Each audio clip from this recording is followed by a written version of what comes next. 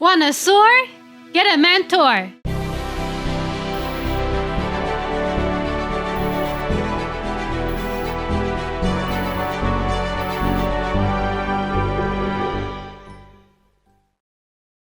Hey, this is Nina Carmichael. We make these videos because you know you're the most ambitious person in your circle. But you know you're capable of more, and you get that push by surrounding yourself with the best. So today, let's learn from one of the best, my husband Evan Carmichael, and how to get rid of negativity from your life.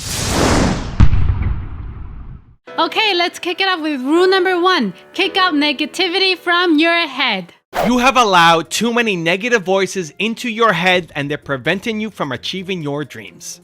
Maybe it's your friends, your parents, your community, the people around you, or worst of all, maybe it's yourself. You cannot do great things with those negative voices inside your head. You need to eject them immediately, and this video will show you how. So I have a term for those negative voices. I call it the little man. The little man is either the voice inside your head or the people around you telling you all the reasons why you're not going to win. All the reasons why this project, this idea, this dream of yours is not going to happen. It's never going to happen. Not a million years is that going to happen, right? We all have people in our life who tell us that, or also us telling ourselves.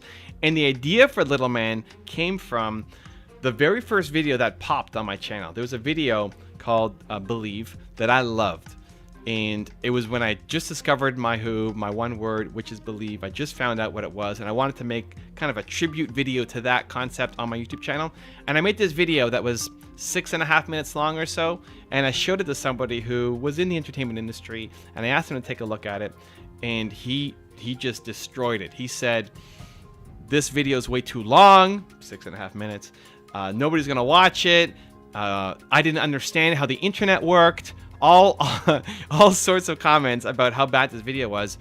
And to be honest, a younger version of Evan might have listened to him and tried to cut it down and make it fit within the box that he wanted it to be inside. And for whatever reason, I just had a little more strength and confidence and said, you know what? Maybe he doesn't like it, but I'm gonna do it anyway. I'm gonna post it anyway. I like it. It inspired me, and if it inspired me, maybe it's gonna inspire other people too. So we posted it. And at the time, my best video had 100,000 views. It took a year to get that video to 100,000 views. This video went live, and in a month had 100,000 views. In the first month had 100,000 views.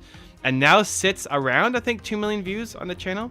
And so it quickly became my best video. Now it's not my best video, but at the time, it was the first video to, pop after a month. Like, this is crazy, it's taking off. And I thought, man, what if I listened to the little man? What if I listen to him? I came up with the little man because it's something that he often jokes about. So he calls other people the little man. And so I think, okay, well, he's the little man. What if I listened to him? I would have never done that video. I would have never built the channel. I would have been in a totally different place, a much smaller place, a much more negative place, a much more self-defeating place, because I was trying to, fit into his box. And so, I'm grateful that I had the courage at the time, at least, to trust my gut and go with it. But it's this constant battle that we face. It is the voice inside our head telling us that we're not good enough. It's the people around us telling us that we're never going to make it, sometimes out of love and sometimes out of insecurity. And it's why I think everybody has Michael Jordan level talent at something. Like, you could be the greatest. It's why belief is the #1 problem in the world. Lack of belief is the #1 problem in the world. Everything else is solvable. Believing that you could be the Michael Jordan of something, that you have the ability to be the greatest in the world at something, that belief, like really feeling that you could be the greatest in the world at something. How would your life change? How would your actions change? How would it change what you do today, right? You're watching this espresso in the morning. How does your life today change if you actually believe that you had Michael Jordan level talent at something? That's what I'm trying to do. And it starts with you kicking out the negativity in your head. So I've got a 3-step process that I go through to eliminate the negativity and allow me to start building a dream life that I'm going to share with you. Step number 1 is pay attention to your energy. So pay attention to the people that you're around, the media you're consuming, what are you doing on a daily basis, and pay attention carefully to what gives you energy and what sucks your energy. Most things will suck your energy. Most people will suck your energy. Most media consumption will suck your energy, right? Hopefully not this video. Hopefully this video we're pumping up the energy. But if it's sucking your energy, stop watching. Go do something else, right? So we start by doing an audit. You start by looking at all the people around you and what you're consuming and where you're spending your time, and then you start scoring it. You see, like, where am I losing the most energy? Who are the people that when I leave a meeting with them or I leave hanging out with them, I feel tired. I feel like I need to go nap. I feel like I need a shower, right? And there's other people that when you leave meeting with them, you feel amazing. You feel more fired up. You feel ready to go. You feel bold and courageous and powerful and want to take on the world, right? We don't have enough of those people in our lives, most people. So make a list of who are the worst offenders, right? Just do that self-audit to go through who you're hanging out with on any kind of consistent basis and who are the worst offenders in terms of leaving you in a more negative spot than when you came in. Step number 2 is eliminate or restrict access. So some people, if they're really negative and they make you feel worse about yourself, stop hanging out with them, right? Some people you can just do that. Just because you happen to be their friend in kindergarten doesn't mean that you should still be their friend, right? Like, people grow. A lot of us are in friendships out of convenience just because it's always been, but you've grown a lot in the past 5 years or 10 years. Just because you were friends with them before doesn't mean that you still need to be friends now. It doesn't mean you're disrespectful. It doesn't mean that you yell at them or hate them or anything. Just you stop spending time with them, right? Those negative people in your life. You've grown beyond them, and now they're sapping your energy, that's preventing you from getting to where you need to be. Now, what do you do when they're your family? This is a tougher spot. If it's your parents, as an example, that's usually the classic. 1, some people do cut off their parents. That's an extreme step. If you're getting no love, no consideration, no respect, maybe that's a bold step that you need to make. But otherwise, you just cut off access to certain topics. You know that when you talk about X, when you talk about your career or your business, it always leads to a fight. This is where you need to become the adult in the relationship. It's a really hard leap for a lot of people to make. Right? Your parents are used to being parents and they're adults, but they're acting like kids. You need to step up and be the bigger person now. You need to be the adult in this relationship and cut off access to topics. I'm not talking about this because every time we do, we get into a fight.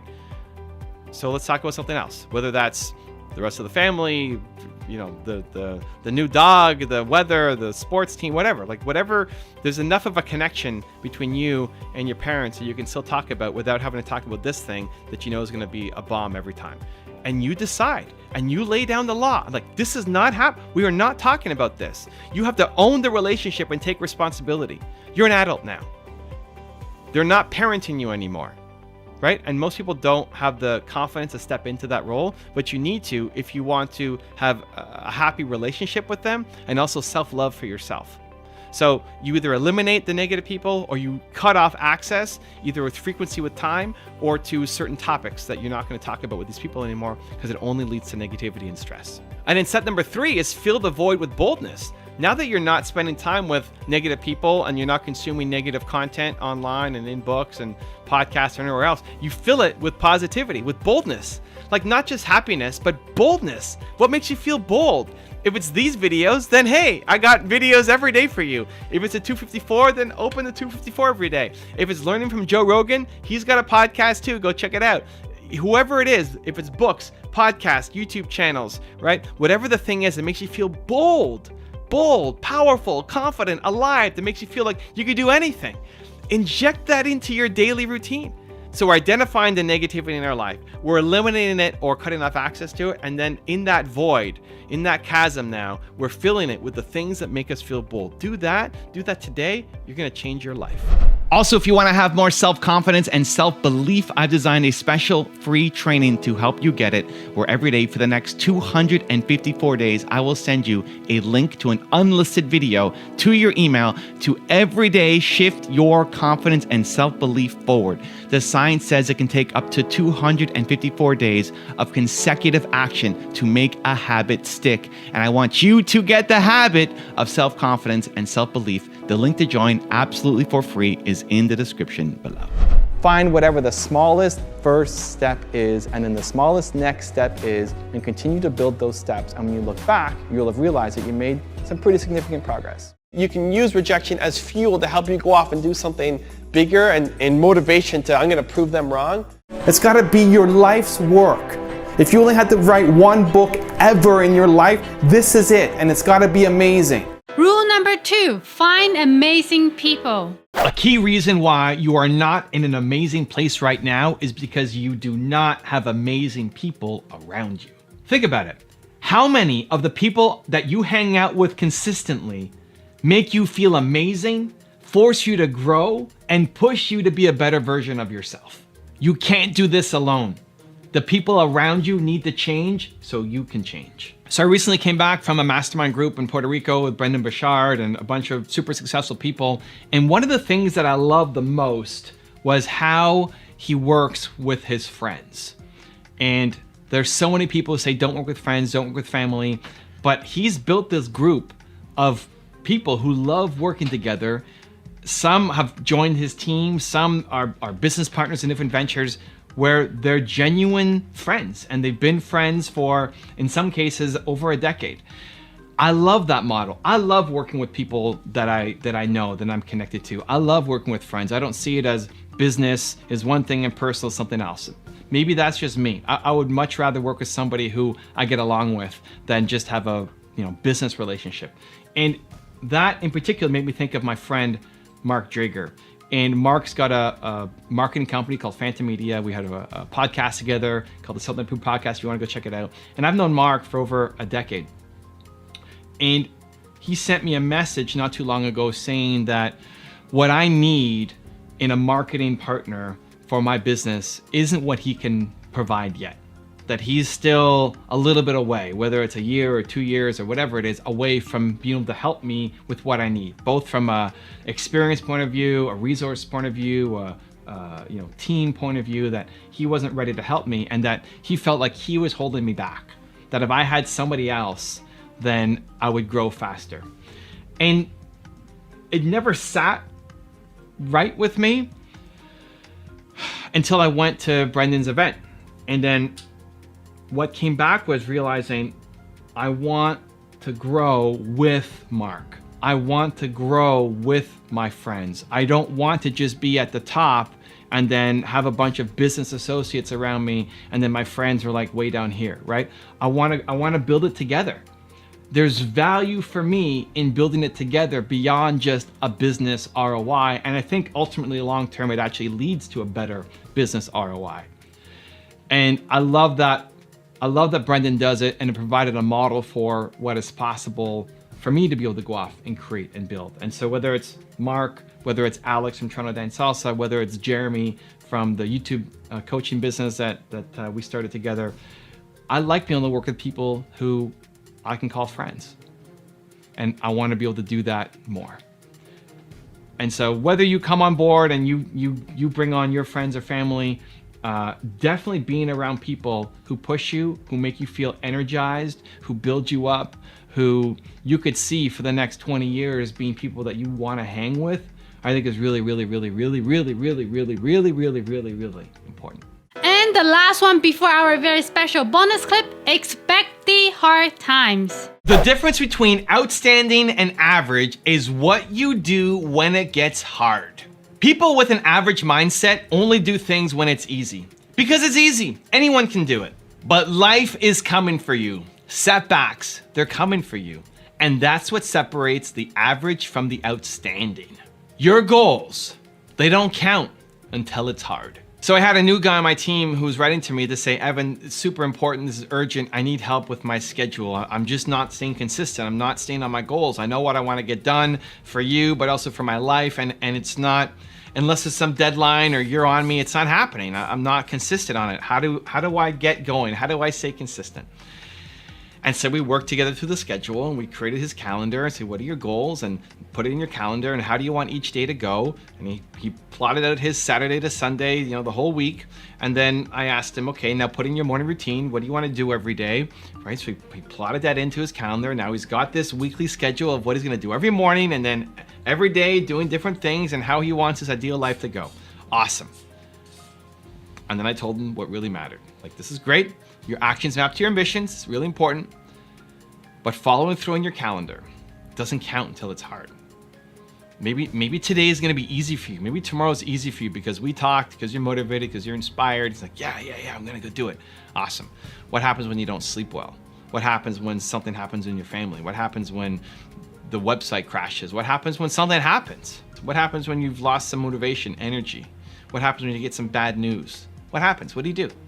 This is where most people crumble. This is where most people, as soon as there's one little tiny thing that interrupts them, they're gone. They fall off their entire schedule and routine. Your goals suddenly don't matter anymore. You don't think they're possible.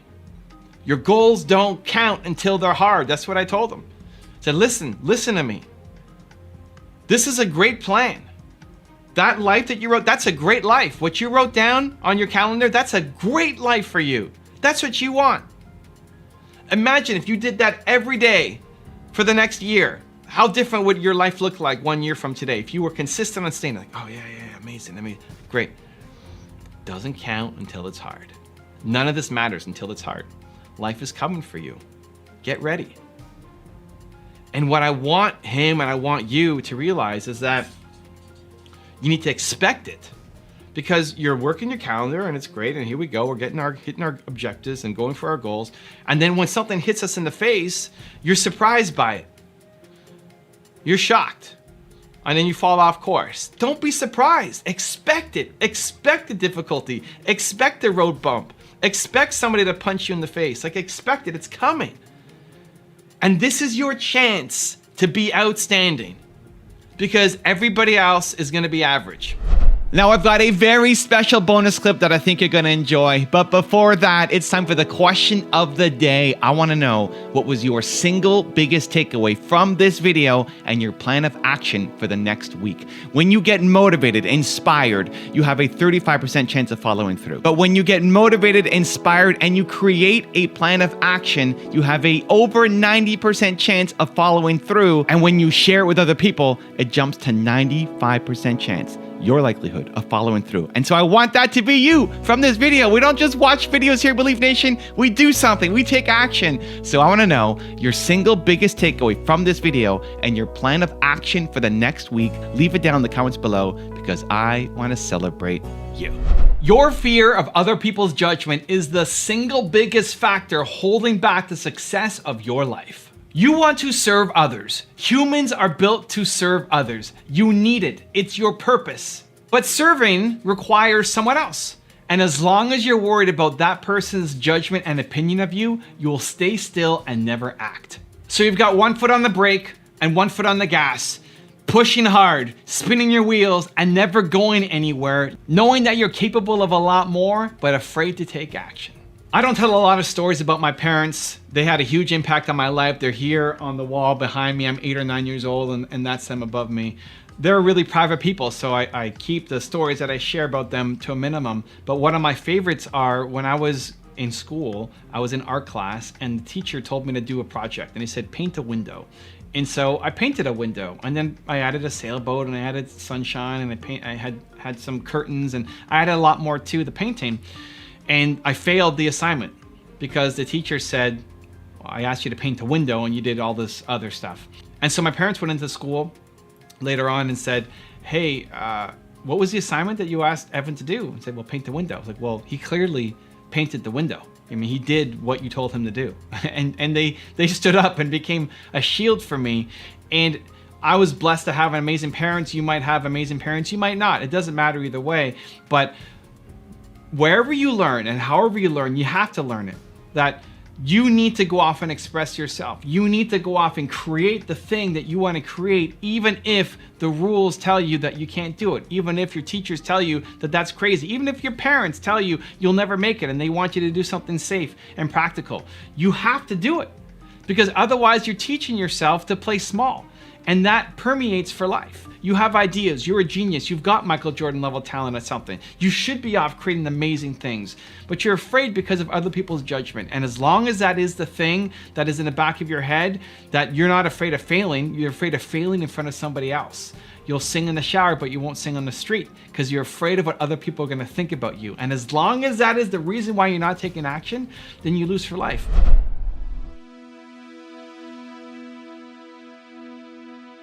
If you want to learn the skill you need to succeed, check out the video next to me. I think you're gonna enjoy. I will see you there. Continue to believe. I'm here in Puerto Rico. I'm speaking at an event with Brendan Burchard, his mastermind group. And one of the things I've learned from people who've accomplished a lot, have had big success, is that you are great at something.